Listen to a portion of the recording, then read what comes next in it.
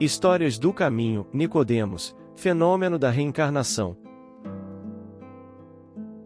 Nascer, morrer, renascer ainda, progredir sempre, tal é a lei. Não é novo, dizem alguns, o dogma da reencarnação, ressuscitaram-no da doutrina de Pitágoras. Nunca dissemos ser de invenção moderna a doutrina espírita. Constituindo uma lei da natureza, o espiritismo há de ter existido desde a origem dos tempos, e sempre nos esforçamos por demonstrar que dele se descobrem sinais na antiguidade mais remota. Pitágoras, como se sabe, não foi o autor do sistema da metempsicose. Ele o colheu dos filósofos indianos e dos egípcios, que o tinham desde tempos imemoriais. A ideia da transmigração das almas formava, pois, uma crença disseminada, aceita pelos homens mais eminentes. De que modo a adquiriram? Por uma revelação, ou por intuição? Ignoramo-lo. Seja, porém, como for, o que não padece dúvida é que uma ideia não atravessa séculos e séculos, nem consegue impor-se a inteligências de escola, se não contiver algo de sério. Assim, a ancianidade desta doutrina, em vez de ser uma objeção, seria prova a seu favor. Contudo, entre a metempsicose dos antigos e a moderna doutrina da reencarnação há, como também se sabe, profunda diferença, assinalada pelo fato de os espíritos rejeitarem, de maneira absoluta, a transmigração da alma do homem para os animais e reciprocamente. Portanto, ensinando o dogma da pluralidade das existências corporais, os espíritos renovam uma doutrina que teve origem nas primeiras idades do mundo, e que se conservou no íntimo de muitas pessoas, até aos nossos dias. Simplesmente, eles a apresentam de um ponto de vista mais racional, mais acorde com as leis progressivas da natureza e mais em harmonia com a sabedoria do Criador, despindo-a de todos os acessórios da superstição. Examinemos de outro ponto de vista a matéria e, abstraindo de qualquer intervenção dos espíritos, deixemo-los de lado, por enquanto. Suponhamos que esta teoria nada tenha que ver com eles, suponhamos mesmo que jamais se haja cogitado de espíritos. Coloquemo-nos, momentaneamente, num terreno neutro, admitindo o mesmo grau de probabilidade para ambas as hipóteses, isto é, a da pluralidade e a da unicidade das existências corpóreas, e vejamos para que lado a razão e o nosso próprio interesse nos farão pender. Certas pessoas repelem a ideia da reencarnação pelo só motivo de ela não lhes convir. Dizem que uma existência já lhes chega de sobra e que, portanto, não desejariam recomeçar outra semelhante. De alguns sabemos que saltam em fúria só com o pensar em que tenham de voltar à Terra. Perguntar-lhes-emos apenas se imaginam que Deus lhes pediu o parecer, ou consultou os gostos, para regular o universo. Uma de duas, ou a reencarnação existe, ou não existe, se existe, nada importa que os contrarie, terão que a sofrer, sem que para isso lhes peça a Deus permissão. Afiguram-se-nos os que assim falam um doente a dizer, sofri hoje bastante, não quero sofrer mais amanhã. Qualquer que seja o seu mau humor, não terá por isso que sofrer menos no dia seguinte, nem nos que se sucederem, até que se ache curado. Conseguintemente, se os que de tal maneira se externam tiverem que viver de novo, corporalmente, tornarão a viver, reencarnarão. Nada lhes adiantará rebelarem-se, quais crianças que não querem ir para o colégio, ou condenados, para a prisão. Passarão pelo que têm de passar.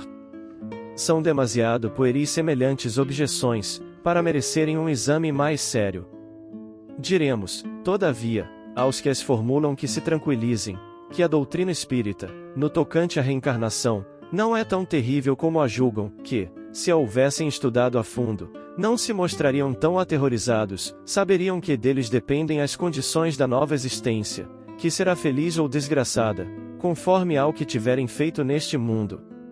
Que desde agora poderão elevar-se tão alto que a recaída no lodaçal não lhes seja mais de temer. Supomos dirigir-nos a pessoas que acreditam num futuro depois da morte, não aos que criam para si a perspectiva do nada, ou pretendem que suas almas se vão afogar num todo universal, onde perdem a individualidade, como os pingos da chuva no oceano, o que vem a dar quase no mesmo. Ora, pois, se credes num futuro qualquer, certo não admitis que ele seja idêntico para todos, porquanto de outro modo, Qual a utilidade do bem? Por que haveria o homem de constranger-se? Por que deixaria de satisfazer a todas as suas paixões, a todos os seus desejos, embora à custa de outrem, uma vez que por isso não ficaria sendo melhor, nem pior? Credes, ao contrário, que esse futuro será mais ou menos ditoso ou inditoso, conforme ao que houverdes feito durante a vida, e então desejais que seja tão afortunado quanto possível, visto que há de durar pela eternidade, não? Mas, porventura, teríeis a pretensão de ser dos homens mais perfeitos que haja existido na terra e, pois, com direito a alcançardes de um salto a suprema felicidade dos eleitos? Não. Admitis então que há homens de valor maior do que o vosso e com direito a um lugar melhor, sem daí resultar que vos conteis entre os réprobos. Pois bem, colocai-vos mentalmente, por um instante, nessa situação intermédia, que será a vossa, como acabastes de reconhecer, e imaginai que alguém vos venha dizer: sofreis, não sois tão felizes quanto poderíeis ser, ao passo que diante de vós estão seres que gozam de completa aventura. Quereis mudar na deles a vossa posição? Certamente, respondereis, que devemos fazer? Sendo a resposta mais inteligente: quase nada, recomeçar o trabalho mal executado e executá-lo melhor. Hesitaríeis em aceitar, ainda que ao preço de muitas existências de provações? Façamos outra comparação mais prosaica, ou seja, mais prática. Figuremos que há um homem que, sem ter chegado à miséria extrema, sofre, no entanto, privações, por escassez de recursos, viessem dizer: aqui está uma riqueza imensa de que podes gozar, para isto só é necessário que trabalhes arduamente durante 1 minuto. Fosse ele o mais preguiçoso da terra, que sem hesitar diria: trabalhemos 1 minuto, 2 minutos, 1 hora, 1 dia, se for preciso. Que importa isso, desde que me leve a acabar os meus dias na fartura? Ora, que é a duração da vida corpórea, em confronto com a eternidade? Menos que 1 minuto, menos que 1 segundo. Temos visto algumas pessoas raciocinarem deste modo: não é possível que Deus, soberanamente bom como é, imponha ao homem a obrigação de recomeçar uma série de misérias e tribulações. Acharão, porventura, essas pessoas que há mais bondade em condenar Deus o homem a sofrer perpetuamente, por motivo de alguns momentos de erro, do que em lhe facultar meios de reparar suas faltas? 2 industriais contrataram 2 operários, cada um dos quais podia aspirar a se tornar sócio do respectivo patrão. Aconteceu que esses 2 operários certa vez empregaram muito mal o seu dia, merecendo ambos ser despedidos. Um dos industriais, não obstante as súplicas do seu operário, o mandou embora, e este, não tendo achado mais trabalho, acabou por morrer na miséria. O outro disse ao seu: perdeste um dia, deves-me por isso uma compensação. Executaste mal o teu trabalho, ficaste a me dever uma reparação. Consinto que o recomeces. Trata de executá-lo bem, que te conservarei ao meu serviço e poderás continuar aspirando à posição superior que te prometi. Será preciso perguntemos qual dos industriais foi mais humano? Dar-se-á que Deus, que é a clemência mesma, seja mais inexorável, portanto inflexível, do que um homem. Alguma coisa de pungente há na ideia de que a nossa sorte fique para sempre decidida, por efeito de alguns anos de provações, ainda quando de nós não tenha dependido atingirmos a perfeição, ao passo que eminentemente consoladora é a ideia oposta, que nos permite a esperança. Assim, sem nos pronunciarmos pró ou contra a pluralidade das existências, sem preferirmos uma hipótese à outra, declaramos que, se aos homens fosse dado escolher, ninguém quereria o julgamento sem apelação. Disse Voltaire, o filósofo, que, se Deus não existisse, seria mister inventá-lo, para a felicidade do gênero humano. Outro tanto se poderia dizer sobre a pluralidade das existências. Mas, conforme atrás ponderamos, Deus não nos pede permissão, nem consulta os nossos gostos. Ou, isto é, ou não é, vejamos de que lado estão as probabilidades e encaremos de outro ponto de vista o assunto, unicamente como estudo filosófico, sempre abstraindo do ensino dos espíritos. Se não há reencarnação, só há, evidentemente, uma existência corporal. Se a nossa atual existência corpórea é única, a alma de cada homem foi criada por ocasião do seu nascimento, a menos que se admita a anterioridade da alma, caso em que se caberia perguntar o que era ela antes do nascimento e se o estado em que se achava não constituía uma existência sob uma forma qualquer. Não há meio termo, ou a alma existia, ou não existia antes do corpo. Se existia, qual a sua situação? Tinha, ou não, consciência de si mesma? Se não tinha, é quase como se não existisse. Se tinha individualidade, era progressiva, ou estacionária? Num e noutro caso, a que grau chegará ao tomar o corpo? Admitindo, de acordo com a crença vulgar, que a alma nasce com o corpo, ou, o que vem a ser o mesmo, que, antes de encarnar, só dispõe de faculdades negativas, perguntamos. Primeiro, por que mostra a alma aptidões tão diversas e independentes das ideias que a educação lhe fez adquirir? Segundo, de onde vem a aptidão extranormal que muitas crianças em tenra idade revelam, para esta ou aquela arte, para esta ou aquela ciência, enquanto outras se conservam inferiores ou medíocres durante a vida toda? Terceiro, de onde, em uns, as ideias inatas ou intuitivas, que noutros não existem? Quarto, de onde, em certas crianças, o instinto precoce que revelam para os vícios ou para as virtudes, os sentimentos inatos de dignidade ou de baixeza, contrastando com o meio em que elas nasceram? Quinto, porque, abstraindo-se da educação, uns homens são mais adiantados do que outros. Sexto, porque há selvagens e homens civilizados?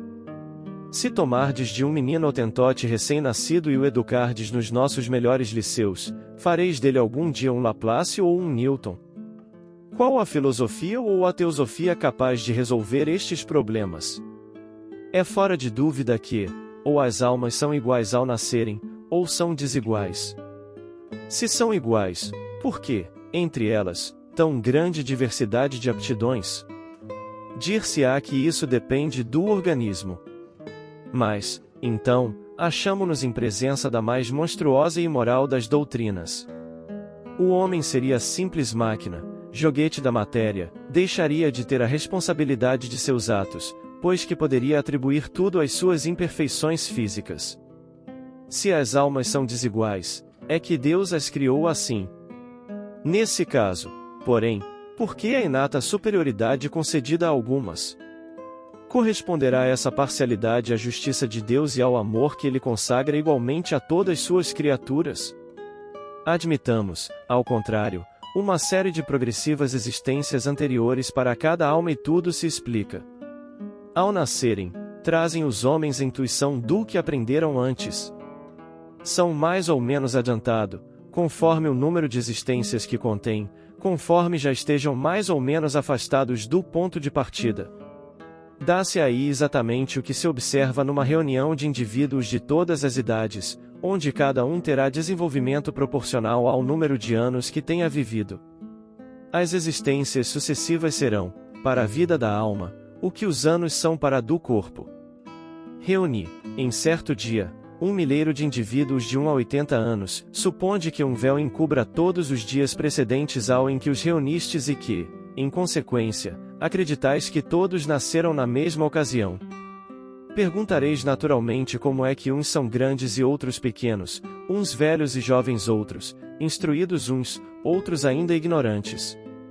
Se, porém, dissipando-se a nuvem que lhes oculta o passado, vierdes a saber que todos viveram mais ou menos tempo, tudo se vos tornará explicado.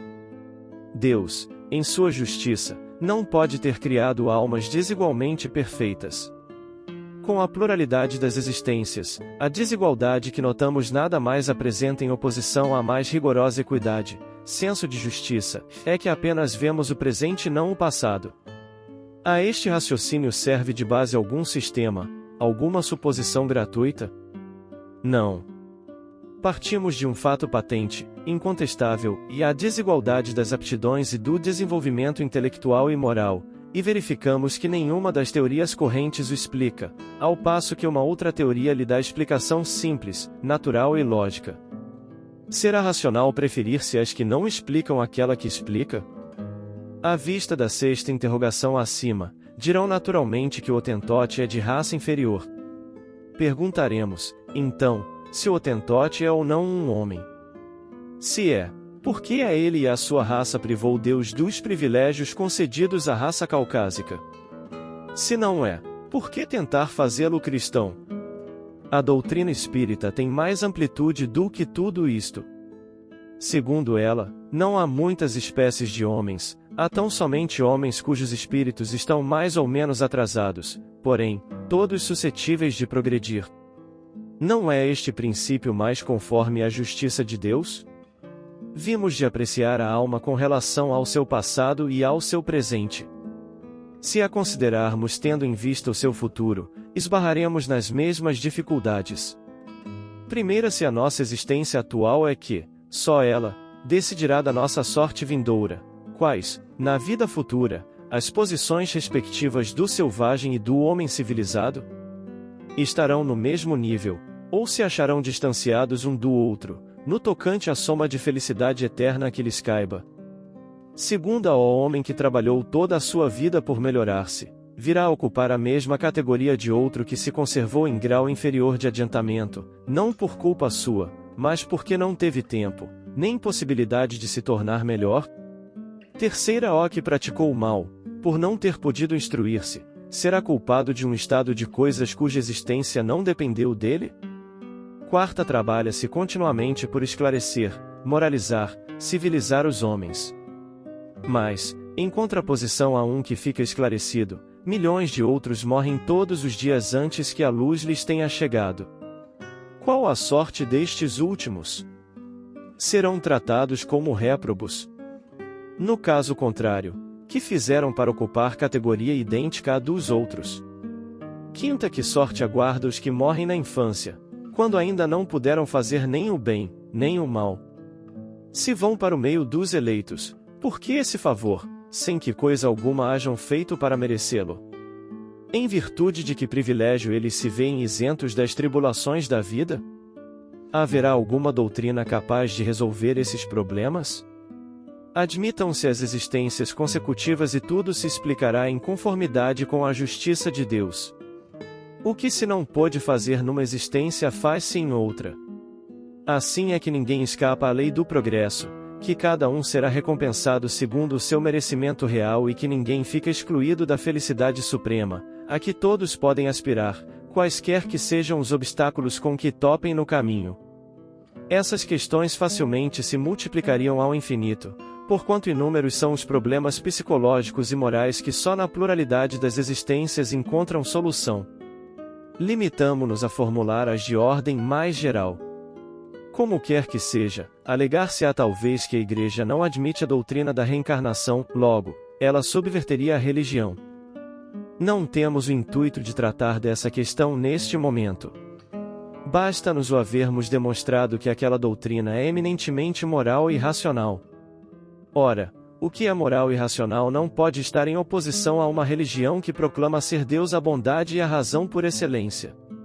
Que teria sido da religião, se, contra a opinião universal e o testemunho da ciência, se houvesse obstinadamente recusado a render-se à evidência e expulsado de seu seio todos os que não acreditassem no movimento do Sol ou nos 6 dias da criação? Que crédito teria merecido e que autoridade teria tido, entre povos cultos, uma religião fundada em erros manifestos e que os impusesse como artigos de fé? Logo que a evidência se patenteou, a Igreja, prudentemente, se colocou do lado da evidência. Uma vez provado que certas coisas reais são impossíveis sem a reencarnação, e que alguns pontos do dogma religioso não podem ser explicados a não ser por esse meio, cumpre admiti-la, e reconhecer que é meramente aparente o antagonismo entre a doutrina da reencarnação e tais pontos. Mais adiante mostraremos que talvez seja muito menor do que se pensa a distância que, da doutrina das vidas sucessivas, separa a religião, e que a esta não faria aquela doutrina maior mal do que lhe fizeram as descobertas do movimento da Terra e dos períodos geológicos, as quais, à primeira vista, pareceram desmentir os textos sagrados. Ademais, O princípio da reencarnação ressalta de muitas passagens das Escrituras, achando-se especialmente formulado, de modo explícito, no Evangelho. Quando desciam da montanha, depois da transfiguração no Tabor, Jesus lhes fez esta recomendação: não faleis a ninguém do que acabastes de ver, até que o Filho do Homem tenha ressuscitado dentre os mortos. Perguntaram-lhe então seus discípulos: por que dizem os escribas ser preciso que primeiro venha Elias? Respondeu-lhes Jesus: é certo que Elias há de vir e que restabelecerá todas as coisas. Mas, eu vos declaro que Elias já veio, e eles não o conheceram e o fizeram sofrer como entenderam.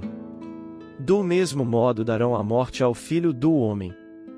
Compreenderam então seus discípulos que era de João Batista que ele lhes falava. São Mateus, capítulo 17. Pois que João Batista fora Elias, houve reencarnação do espírito ou da alma de Elias no corpo de João Batista.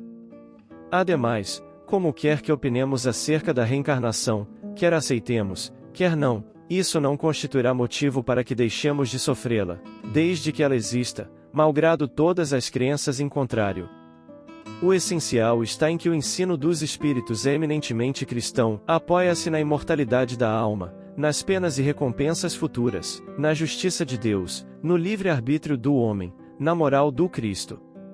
Logo, não é antirreligioso. Temos raciocinado, abstraindo, como dissemos, de qualquer ensinamento espírita, que, para certas pessoas, carece de autoridade. Não é somente porque veio dos espíritos que nós e tantos outros nos fizemos adeptos da pluralidade das existências. É porque essa doutrina nos pareceu a mais lógica e porque só ela resolve questões até então insolúveis. Ainda quando fosse da autoria de um simples mortal, tê-la-íamos igualmente adotado e não teríamos hesitado um segundo mais em renunciar às ideias que esposávamos. Em sendo demonstrado o erro, muito mais que perder do que ganhar tem o amor próprio, com o se obstinar na sustentação de uma ideia falsa. Assim também, tê-la-íamos repelido, mesmo que provindo dos espíritos, se nos parecerá contrária à razão, como repelimos muitas outras, pois sabemos, por experiência, que não se deve aceitar cegamente tudo o que venha deles, da mesma forma que se não deve adotar às cegas tudo o que proceda dos homens. O melhor título que, ao nosso ver, recomenda a ideia da reencarnação é o de ser, antes de tudo, lógica. Outro, no entanto, ela apresenta o de a confirmarem os fatos positivos, por assim dizer, materiais, que um estudo atento e racional revela a quem se dê ao trabalho de observar com paciência e perseverança, e diante dos quais não há mais lugar para a dúvida. Quando esses fatos se houverem popularizado, como os da formação e do movimento da Terra, forçoso será que todos se rendam à evidência, e os que se lhes colocaram em oposição ver-se-ão constrangidos a desdizer-se. Reconheçamos, portanto, em resumo, que só a doutrina da pluralidade das existências explica o que, sem ela, se mantém inexplicável, que é altamente consolador e conforme a mais rigorosa justiça, que constitui para o homem a âncora de salvação que Deus, por misericórdia, lhe concedeu. As próprias palavras de Jesus não permitem dúvida a tal respeito. Eis o que se lê no Evangelho de São João, capítulo 3. Respondendo a Nicodemos, disse Jesus: em verdade, te digo que se um homem não nascer de novo não poderá ver o reino de Deus. 4. Disse-lhe Nicodemos: como pode um homem nascer já estando velho? Pode tornar ao ventre de sua mãe para nascer segunda vez? 5. Respondeu Jesus: em verdade, te digo que se um homem não renascer da água e do Espírito não poderá entrar no reino de Deus. O que é nascido da carne é carne e o que é nascido do Espírito é Espírito. Não te admires de que eu te tenha dito, que é necessário que torneis a nascer. O dogma da ressurreição da carne será a consagração da reencarnação ensinada pelos Espíritos. Como quereríeis que fosse de outro modo? Conforme sucede com tantas outras, essas palavras só parecem despropositadas, no entender de algumas pessoas, porque as tomam ao pé da letra. Levam, por isso, à incredulidade. Dá-lhes uma interpretação lógica e os que chamais livres pensadores as admitirão sem dificuldades, precisamente pela razão de que refletem.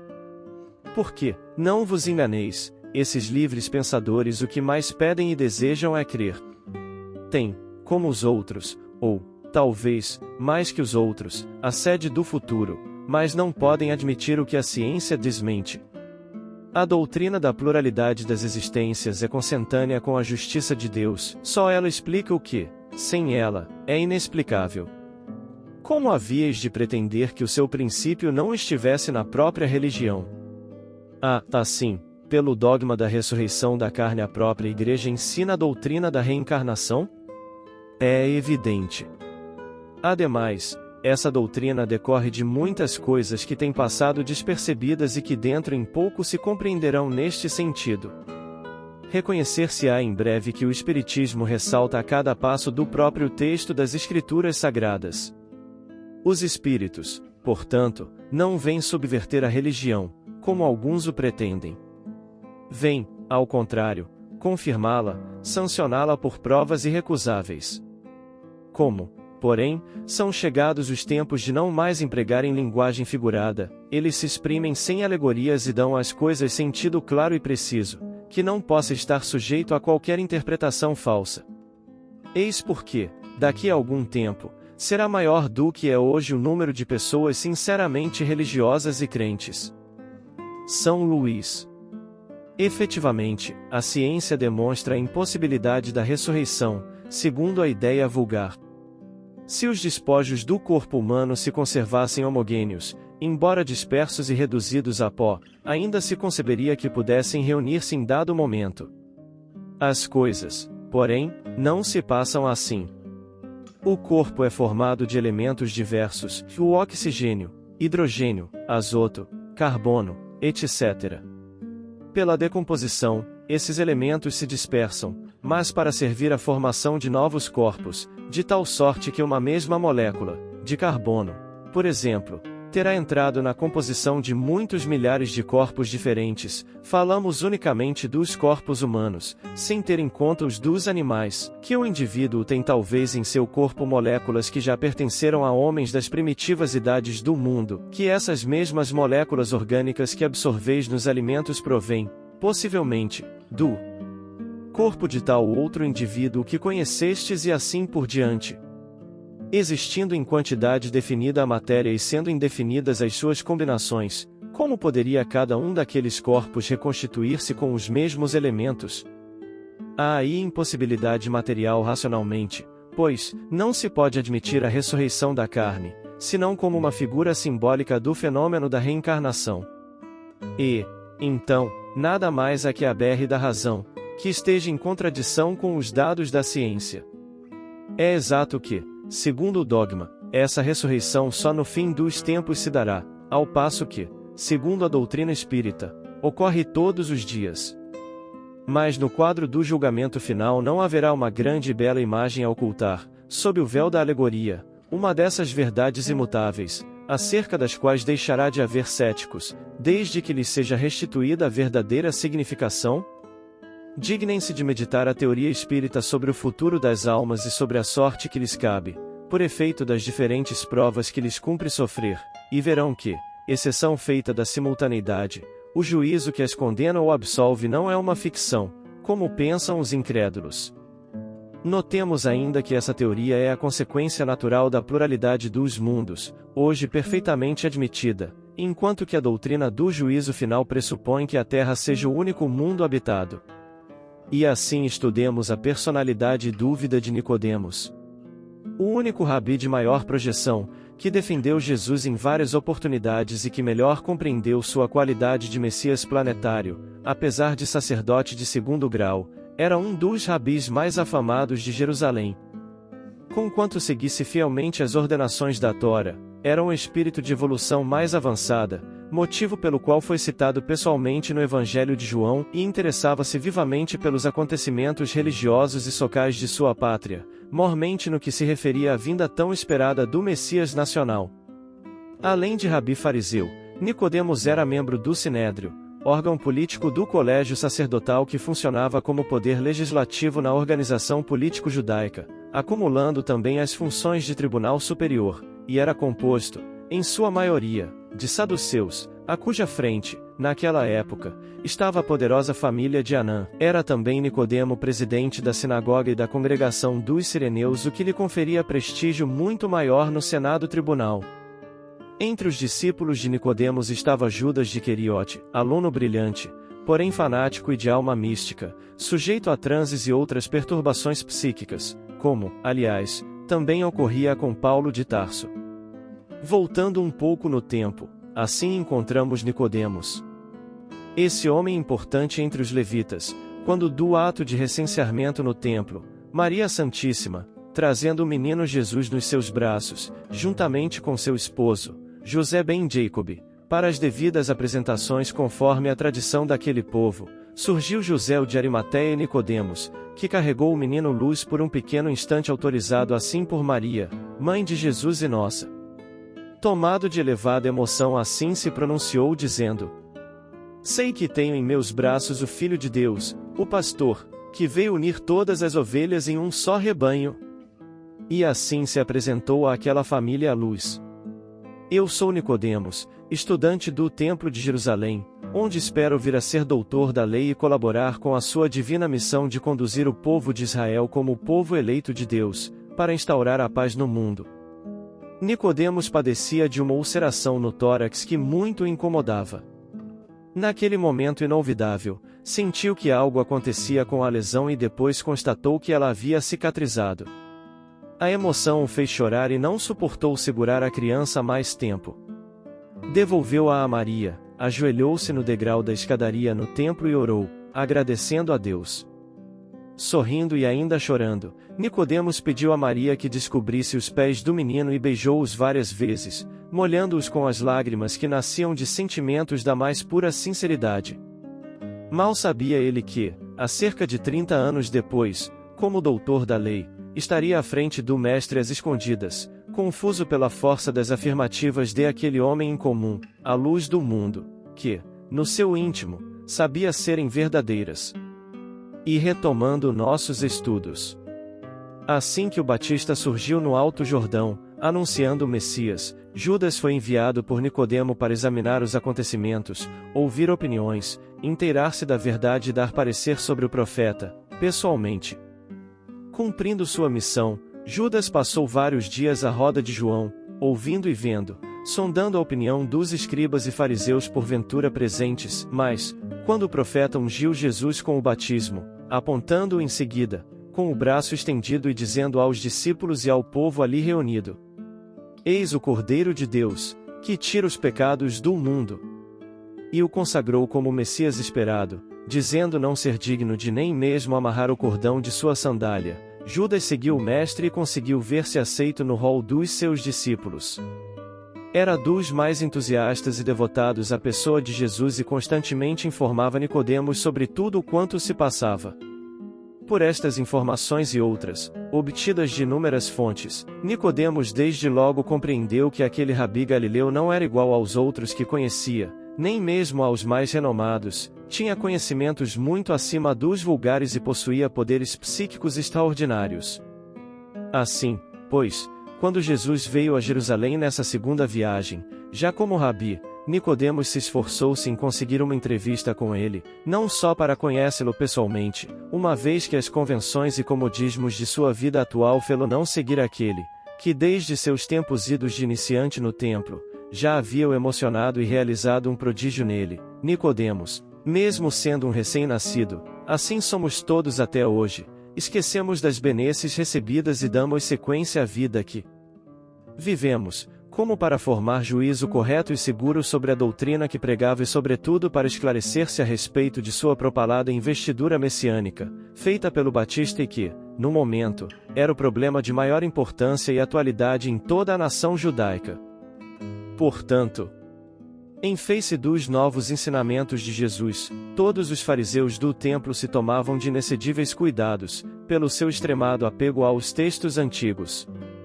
O mestre, porém, nunca perdeu o ensejo de esclarecer as situações mais difíceis com a luz da verdade que a sua palavra divina trazia ao pensamento do mundo.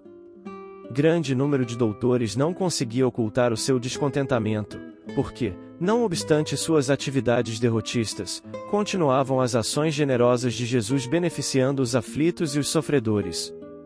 Discutiam-se os novos princípios, no grande templo de Jerusalém, nas praças públicas e nas sinagogas.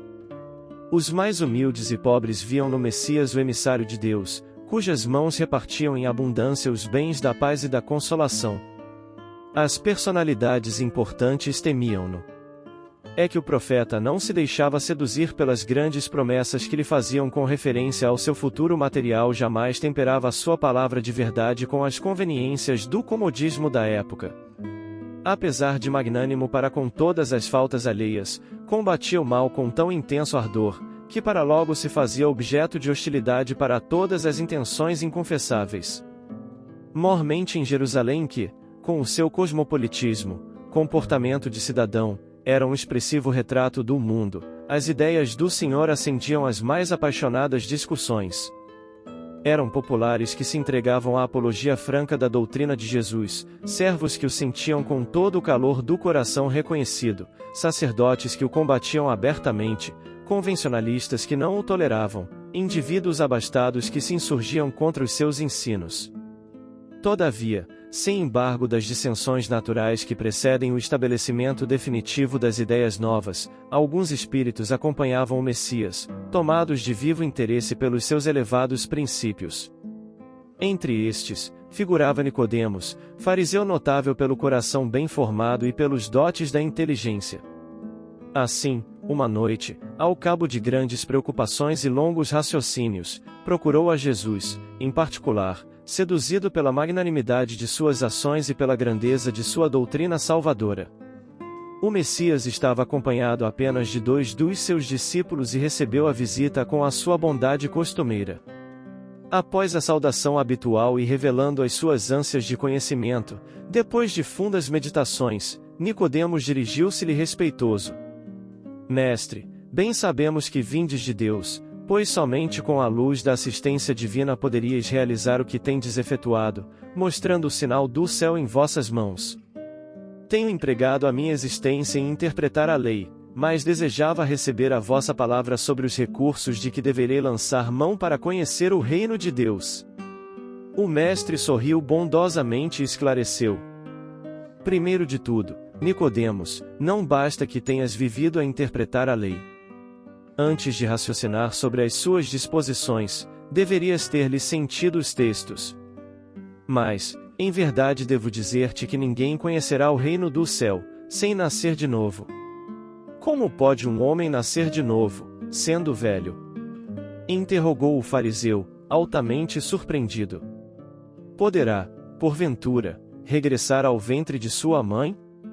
O Messias fixou nele os olhos calmos, consciente da gravidade do assunto em foco, e acrescentou: Em verdade, reafirmo-te ser indispensável que o homem nasça e renasça, para conhecer plenamente a luz do reino. Entretanto, como pode isso ser? Perguntou Nicodemos, perturbado. És mestre em Israel e ignoras estas coisas?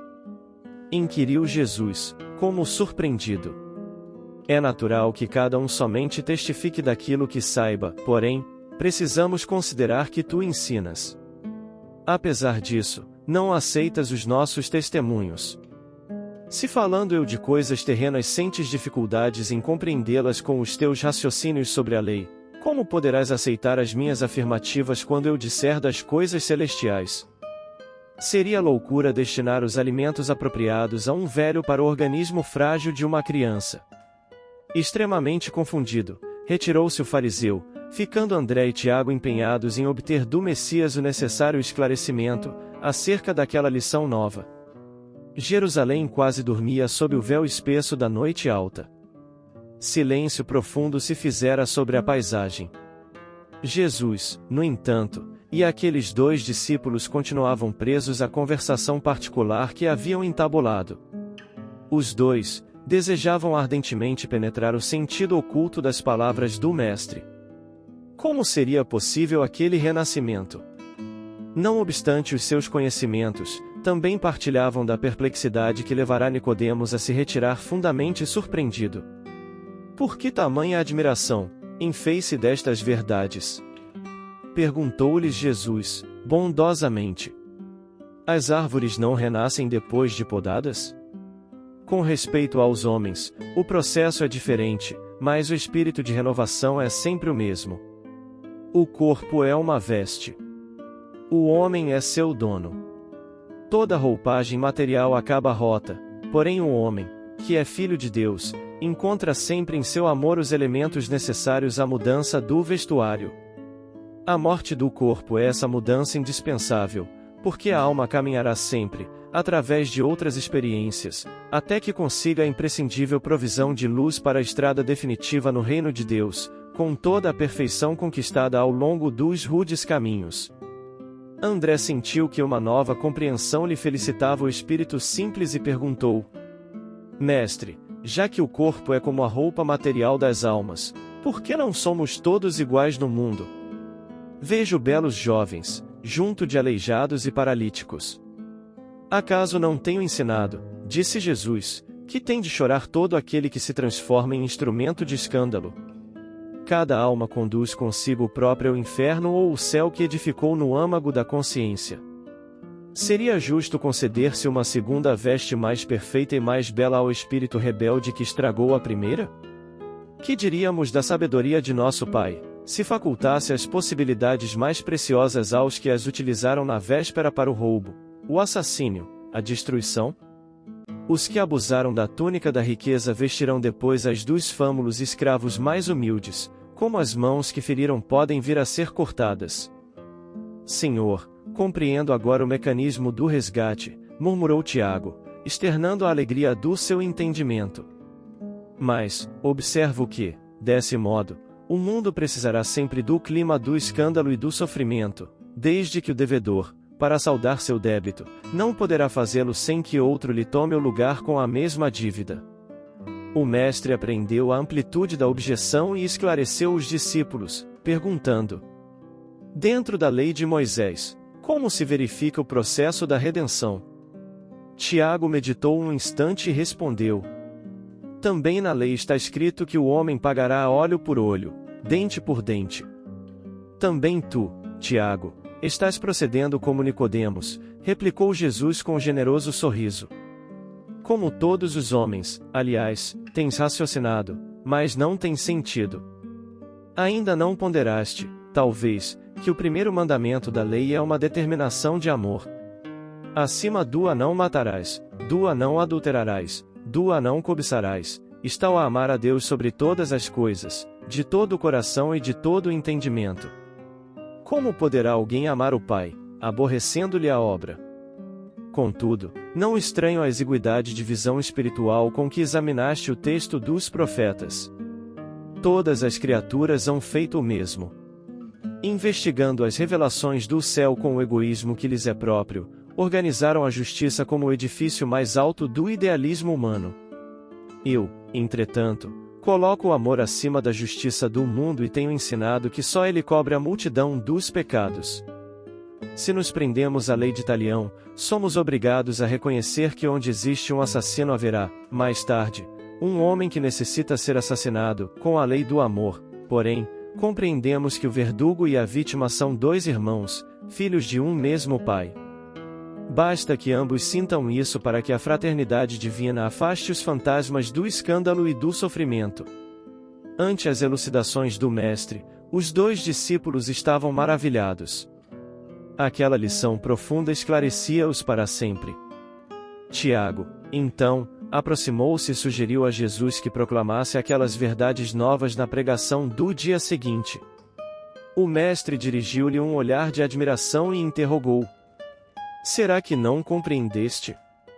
Pois, se um doutor da lei saiu daqui sem que eu lhe pudesse explicar toda a verdade, como queres que proceda de modo contrário, para com a compreensão simplista do espírito popular?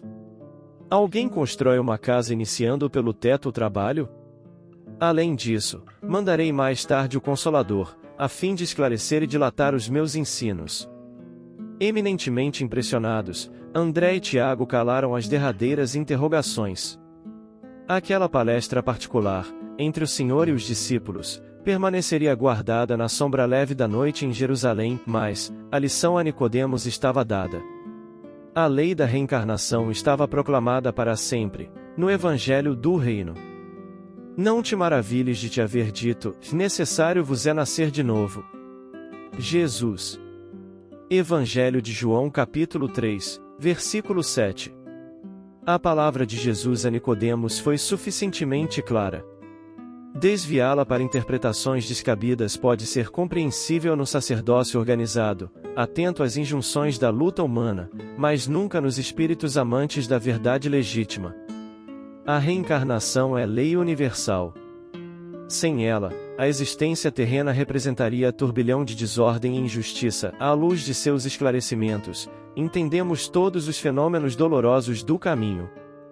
O homem ainda não percebeu toda a extensão da misericórdia divina, nos processos de resgate e reajustamento. Entre os homens, o criminoso é enviado a penas cruéis, seja pela condenação à morte ou aos sofrimentos prolongados. A providência, todavia, corrige, amando. Não encaminha os réus a prisões infectas e úmidas. Determina somente que os comparsas de dramas nefastos troquem a vestimenta carnal e voltem ao palco da atividade humana, de modo a se redimirem, uns à frente dos outros. Para a sabedoria magnânima nem sempre o que errou é um celerado, como nem sempre a vítima é pura e sincera. 9 Deus não vê apenas a maldade que surge à superfície do escândalo, conhece o mecanismo sombrio de todas as circunstâncias que provocaram um crime.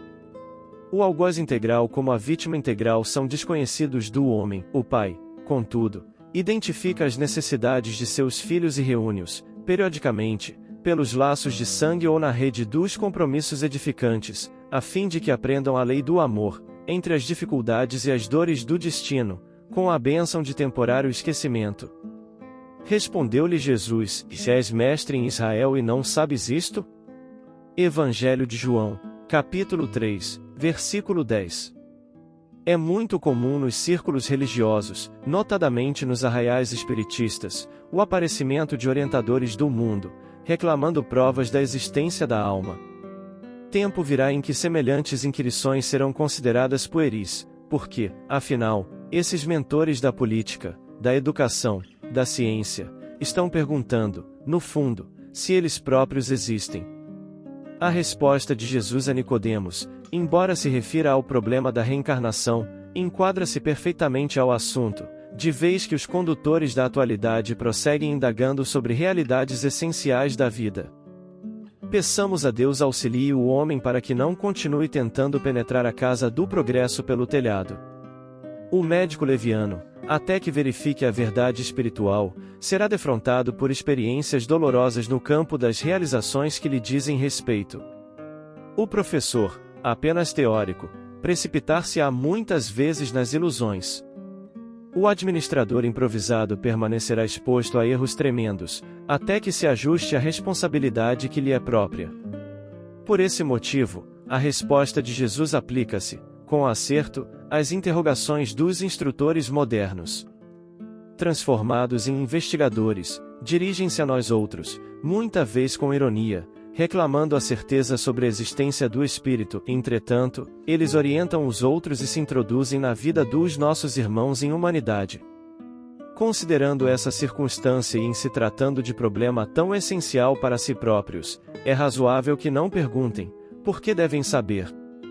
Comentários finais. O fenômeno da reencarnação é uma bênção. Em diálogo entre Lísias e André Luiz, observamos essa dádiva na própria família de Lísias que se tornaria um bem aos que reencarnariam, pois a cada vida uma missão cumprida ou não, mas ainda assim a experiência leva o ser à evolução, respeitado o livre-arbítrio seja com o contentamento do dever realizado em prol do amor ao próximo com resignação, ou com a lágrima redentora e conscienciativa mudando o ser. Uma existência é um ato. Um corpo, uma veste. Um século, um dia. Um serviço, uma experiência. Um triunfo, uma aquisição. Uma morte, um sopro renovador. Vem Archote de luz. Vem Jesus. Viva Jesus. Nascer, morrer, renascer ainda, progredir sempre, tal é a lei. Base bibliográfica. O Livro dos Espíritos, parte 2ª, do Mundo Espírita ou Mundo dos Espíritos, capítulo 5, Considerações sobre a pluralidade das existências, questão 222. O Redentor, Edgar Armon, capítulo 21, Nicodemo bem Nicodemo. O Livro dos Espíritos, Allan Kardec, parte 4ª, das Esperanças e Consolações, capítulo 2, das Penas e Gozos Futuros, Ressurreição da Carne, questões 1010 e 1010a. Maria de Nazaré, Espírito Meramês, Médium João Nunes Maia, capítulo A Mãe de Jesus, página 353. Boa Nova, Espírito Humberto de Campos, Médium Francisco Cândido Xavier, capítulo 14, A Lição de Nicodemos. Caminho, Verdade e Vida, Espírito Emanuel, Médium Francisco Cândido Xavier, capítulo 110, Vidas Sucessivas. Caminho, Verdade e Vida, Espírito Emanuel, Médium Francisco Cândido Xavier, capítulo 111, Orientadores do Mundo.